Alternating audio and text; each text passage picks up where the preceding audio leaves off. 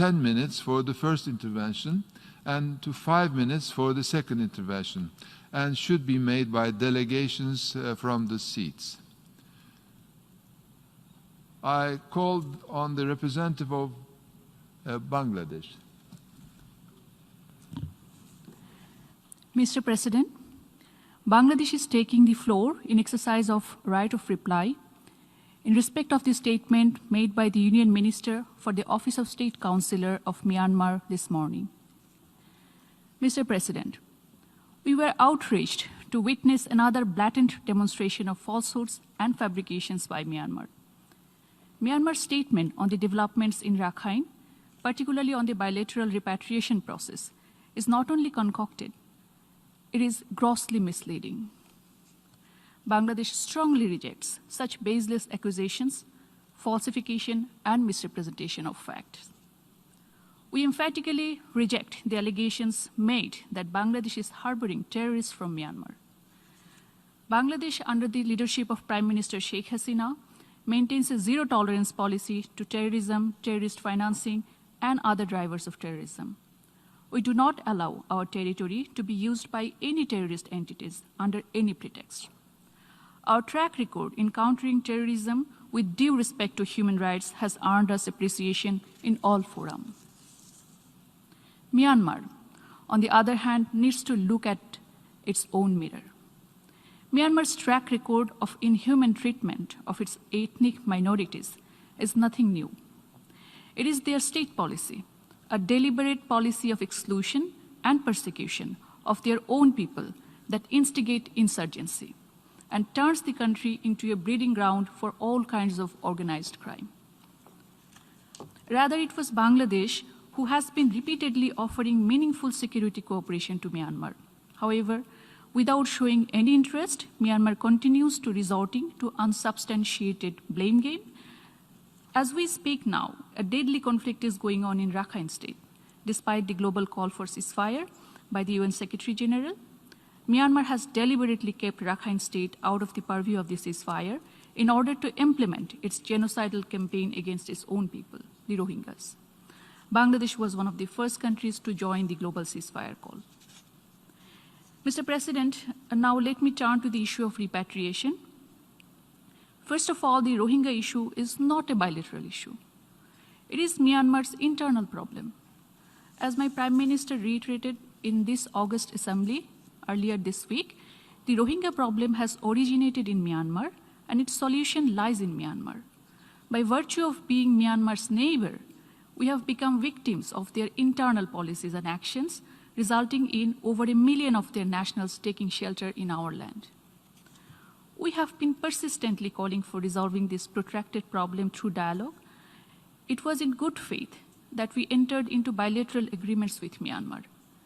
But it appears that Myanmar has no intention to live up its side of the agreement yet, and instead resort to distorting history and facts to justify their genocidal acts.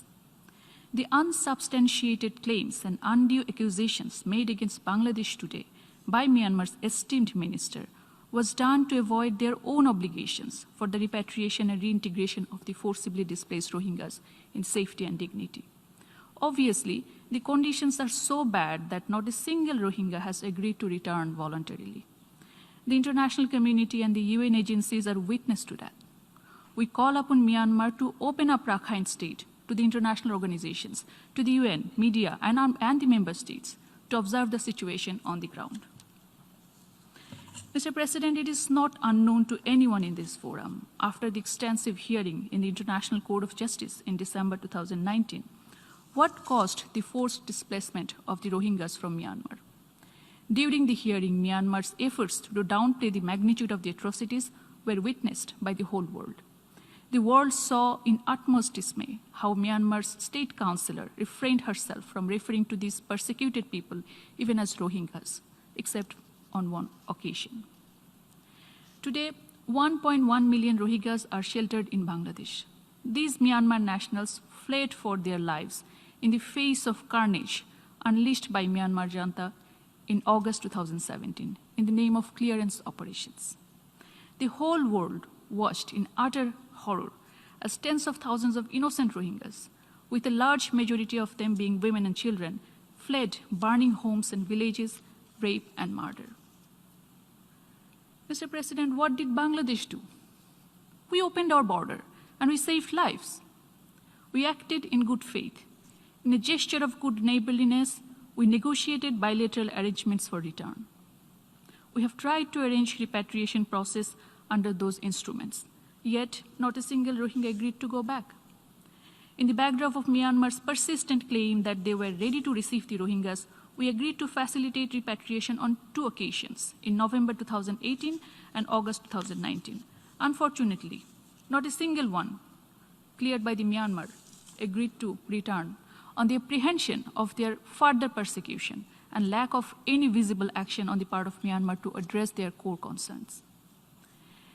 The Myanmar minister claimed that 350 Rohingyas have returned to Myanmar on their own volition. Mr. President, 350 out of 1.1 million in 3 years. Even if we are to accept the distinguished minister's statement, we would like to know who are these 350 Rohingyas? Where are they now? Are they living in their homes in safety, security, and dignity? Without any concrete evidence of their whereabouts, a mere reference to 350 persons out of 1.1 million does not testify to any improvement of the ground reality in Myanmar.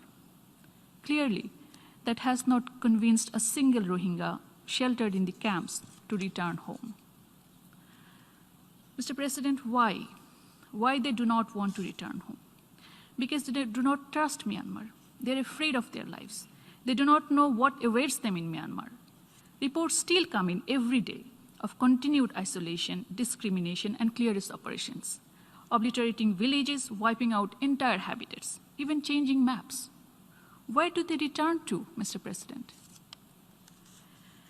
Mr. President, we urge Myanmar to abandon its policy of lies and propaganda and demonstrate genuine political will to take back their own nationals in safety and security to their homes.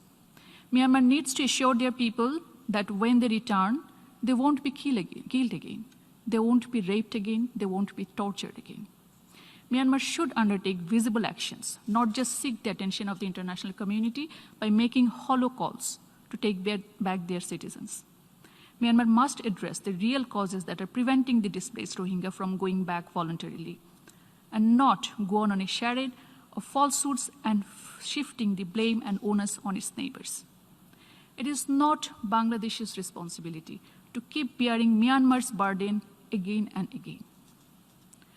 We urge Myanmar to stop these false accusations and instead demonstrate the Rohingya people and to the world that Myanmar will provide a safe space where the Rohingyas will not be subjected to any kind of violence.